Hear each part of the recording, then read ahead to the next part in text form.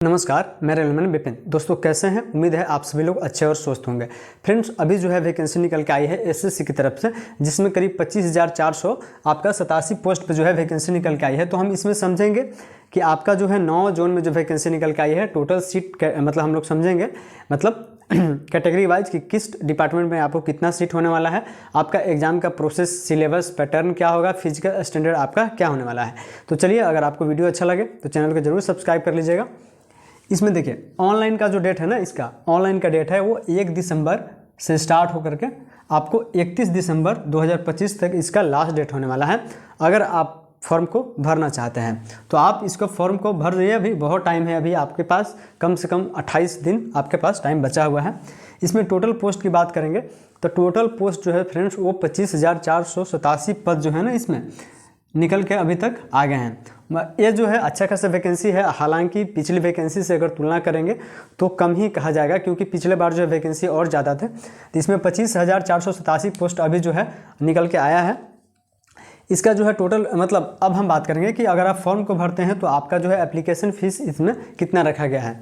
अगर आप UR OBC और EWS कैंडिडेट से बिलोंग करते हैं तो आपके लिए 100 रुपये रखा गया है, ठीक। और अगर आप SC ST कैंडिडेट और किसी भी कैटेगरी से फीमेल कैंडिडेट से बिलोंग करते हैं तो आपके लिए इसमें जो है फीस मुक्त रखा गया है, मतलब आपके लिए कोई भी फीस इसमें नहीं देना होगा। अगर आप इस फॉर्म को भरना चाहते हैं तो हम एजुकेशन क्वालिफिकेशन की बात करेंगे तो कम से कम मिनिमम आपको इसमें मैट्रिक पास होना चाहिए। अगर आप मैट्रिक पास हो तो आप इस फॉर्म को भर सकते हैं। ये हमने देख लिया कि मैट्रिक पास। अब हम इसमें देखेंगे कि उम्र, एज की बात करेंगे तो फ्रेंड्स इसमें अगर आप मिनिमम 18 साल हैं और इसमें अगर बिना हम एज में छूट दिए बात करें तो 23 साल, मतलब 18 से 23 अगर आपका एज है तो आप इस फॉर्म को भर सकते हैं UR कैटेगरी से। अगर आप OBC से हैं तो आपको 3 साल का छूट मिल जाएगा, और अगर आप SC ST से हैं तो आपको 5 साल का इसमें छूट मिल जाएगा।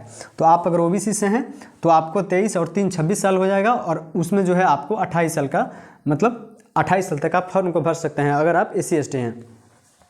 इसमें आपको जो है ना वो 1 जनवरी 2026 तक, मतलब 1/1/2026 तक आपका एज जो है वो 18 साल मिनिमम पूरा होना चाहिए और 23 साल से ज़्यादा नहीं होना चाहिए। ये बात आप ध्यान में रखिएगा।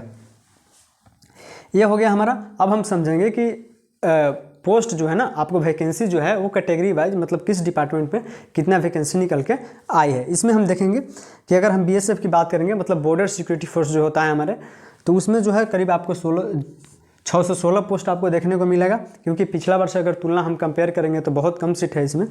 सबसे ज़्यादा जो वैकेंसी निकल के आया है इसमें इस बार CISF में जो है वैकेंसी निकल के आया है। इसमें करीब आपको 14,595 पद इसमें निकल के आए हैं।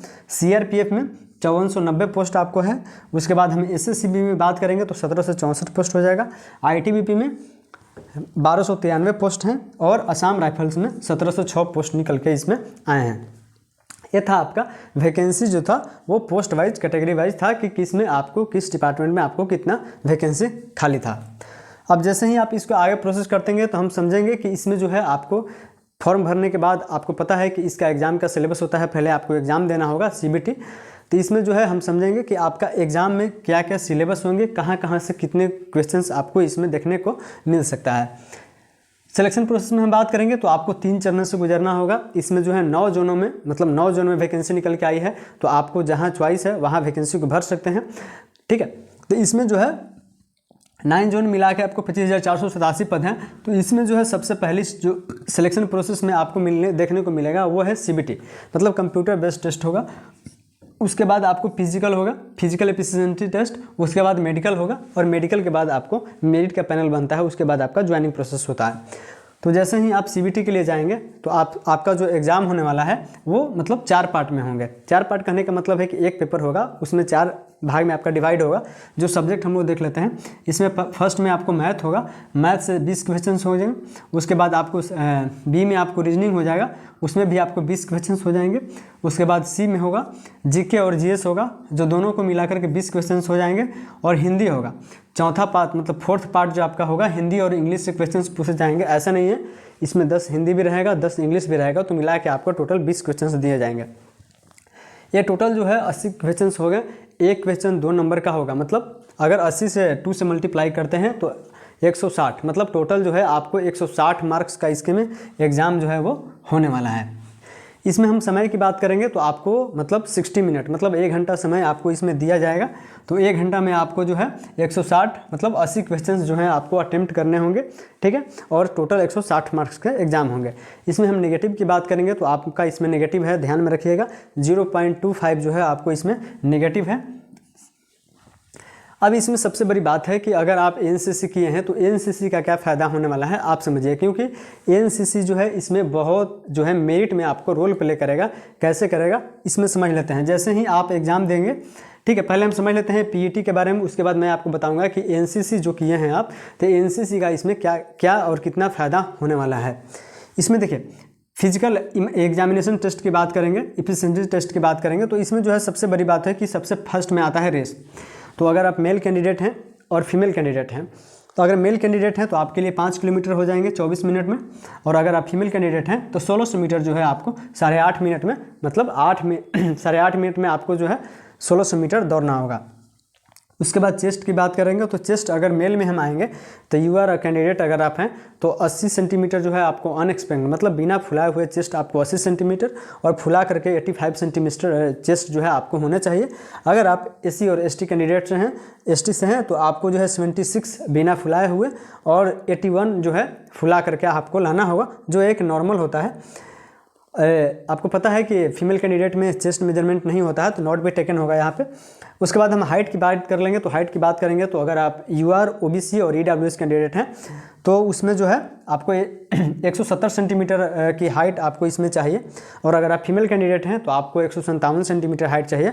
अगर आप देखिए एसटी कैंडिडेट से बिलोंग करते हैं तो आपको जो है इसमें 162.5 सेंटीमीटर हाइट चाहिए, और अगर आप फीमेल से बिलोंग करते हैं तो आपको इसमें 150.5 जो है वो सेंटीमीटर हाइट आपको चाहिए, मतलब 150.5 जो है अगर आप एसटी कैंडिडेट से बिलोंग करते हैं फीमेल से तो आपको उतना ही हाइट चाहिए।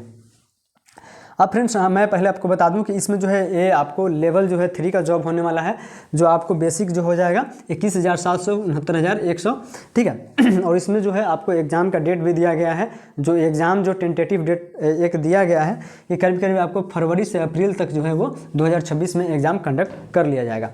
अब हम सबसे ज़रूरी बात समझते हैं कि आपका जो था एनसीसी, मतलब एनसीसी का क्या फ़ायदा होने वाला है इसमें। देखिए फ्रेंड्स, एनसीसी की हम अगर बात करेंगे तो इसमें आपको एनसीसी में ए, बी और सी 3 तरह का जो है वो डिग्री होता है। आप अगर एनसीसी किए होंगे तो आपको पता होगा मैट्रिक लेवल पे ए होता है, इंटर लेवल पे बी हो जाएगा और ग्रेजुएशन लेवल पे सी होगा।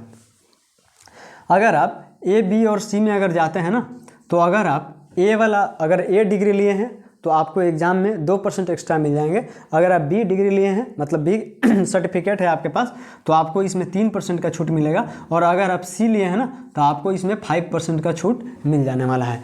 तो हम कह सकते हैं कि जो एनसीसी किए हैं उनके लिए मेरिट में, खास करके मेरिट में जो है आपको बहुत ही एक अच्छा बेनिफिट देने वाला है एनसीसी का ये डिग्री।